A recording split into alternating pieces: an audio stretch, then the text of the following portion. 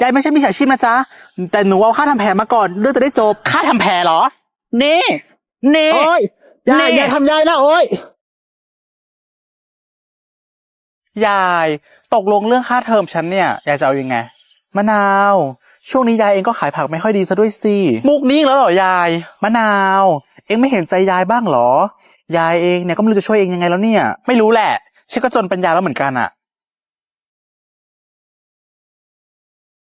ยายฉันคิดอะไรออกละอะไรหรอยายเห็นผู้หญิงผมสีม่วงนั่นไหมแม่นั่นน่ะเป็นดารายายแค่แกล้งไปเดินชนมันนะแล้วก็เรียกค่าไถ่มัน